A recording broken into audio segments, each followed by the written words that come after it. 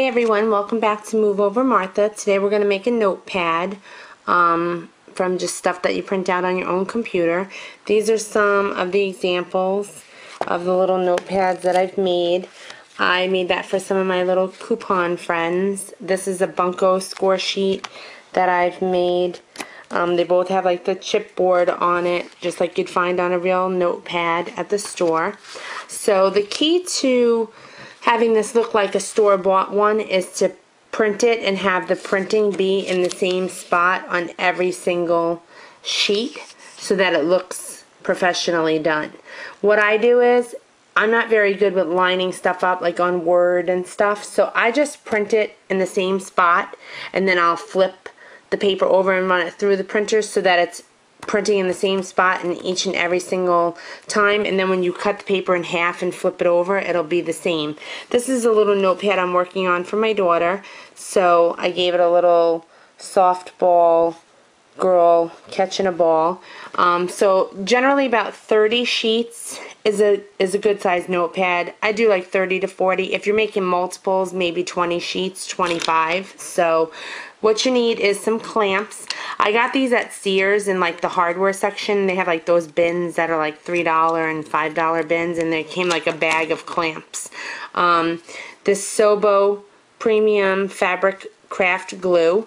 I think I learned how to make these notepads in like graphic arts class or something in like middle school, like years and years and years ago. So the bottle is kind of weathered. I've been using it for a long time. And then you'll need a paper trimmer. When you print your paper out, you're either going to cut, you know, in fours or in half if you're making a long notepad like I am. This here was 1/4 of the paper. So you just keep flipping it around in the printer and then trim it in fours. When you're done printing all your sheets, if you have like a big ream of paper, if you're making say like 20 notepads for teachers, for like Christmas gifts, or like if you have your own business, maybe you want to do it as like a little advertisement. If you have a whole ream of paper that you need to cut, that's a lot to cut on your own with the paper trimmer. It can be done, but if you take it, the Staples by Me here does cut it for you, and they'll cut that whole ream of paper. If you were doing like in half, like the long notepad, to cut that whole ream in half, it's like $2 to cut like 500 sheets of paper. And if you were doing it in fours, I think it's $6 because they would cut it this way. When it was severed, they'd cut this half and then that half, so it'd be 2, 4, and 6. To me, that's really well worth it. They do tell me that they glue the notepads also, but it's like 50 cents a notepad. So if you were only doing like 5, maybe that would be okay to spend the 50 cents. But if you're making multiples for like teachers and stuff like that for the whole school or the whole grade, then it's kind of pricey. So then just do the homemade method. I did have a lady at Staples glue mine one time when I was in a pinch and I was having a party and I wanted to give it out as favors. And to be honest, she didn't do as nice of a job gluing them as I would have. The papers weren't flush. It was kind of sloppy. So in the future, I'll probably just glue it myself and work on my project a little sooner. So I'm going to go ahead and clamp up the papers and put my camera on a tripod, and then I'll be back to show you how to glue it. Okay, so I've clamped my paper.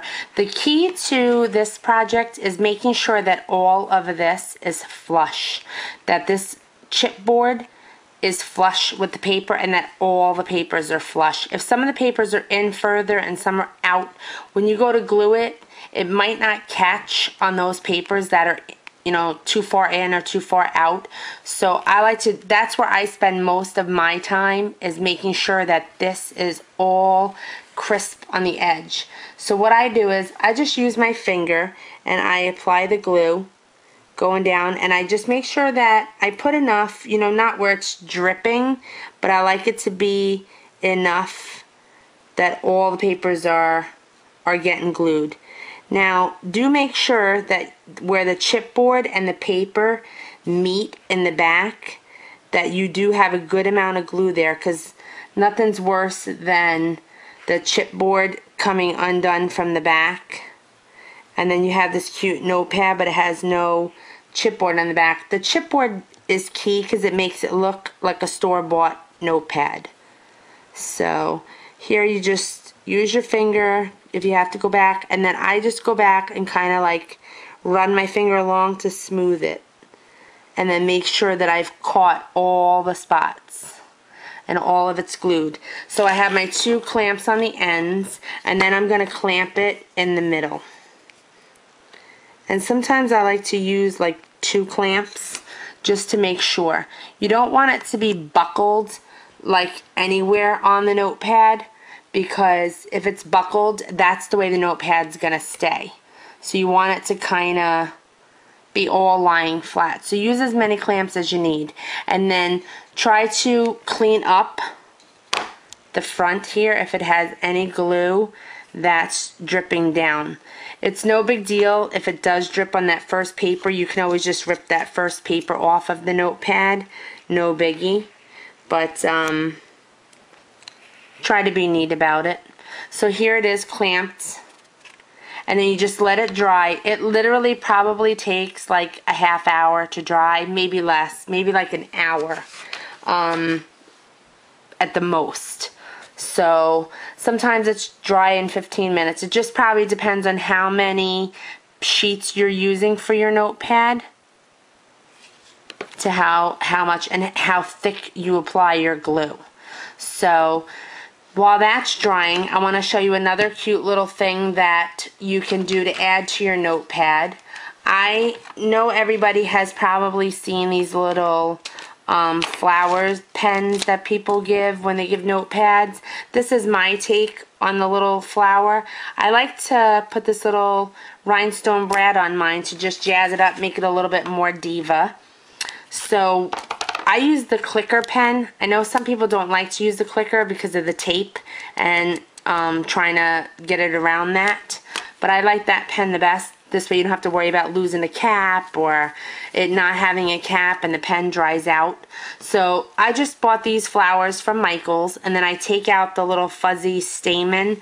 I like to use the brad. I think it just makes it a little bit richer, a little cuter, gives it some character.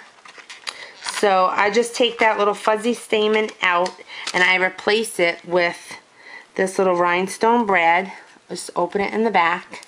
And then I take my tape and I apply it to my pen, starting at the top. This tape is sticky, so in case no one knows what these flower pens are. And then see where my little button is? I'm just going to go around it. See how I'm doing that? And then I just push it down. And then I just keep wrapping the tape all the way to the bottom. So my clicker is still exposed. I can still work the pen. And then I just keep rolling it down all the way to the bottom. This is a really great craft to do with kids too, because it has no glue whatsoever. And then some people take it and they'll get like the little flower pot, the terracotta pot. You can get that and fill it with some beads or seed or something like that and fill it up, and you can make a bunch of these and give it as a teacher gift. So then I just take my hot glue gun. I'm going to dab a little glue in the center, and I'm going to adhere my pen to that and let that dry for a bit. This is really cute. When you are done, you can take your notepad and lay your pen on it and just tie it with some inexpensive ribbon, and it makes it just a nice little teacher gift. If you have a couple of teachers you want to give something to, it's inexpensive, and you can personalize the notes with each teacher's name. You know, maybe put an apple at the top and then a note from, and go in and just switch out the teacher's name as you go along. And then it makes it nice because it's personalized. And like I said, if you have a business, you can, you know, make some notepads for your business. So once I've glued the flower and I think it's dry and pretty sturdy, I just push my clicker to make sure that the glue isn't blocking the pen staying down. And then I just work my button to make sure that it works. I don't think my glue is dry all the way. See how some of it's hung down? So then you just let it dry. You just keep readjusting it, making sure that it's not interfering with the clicker.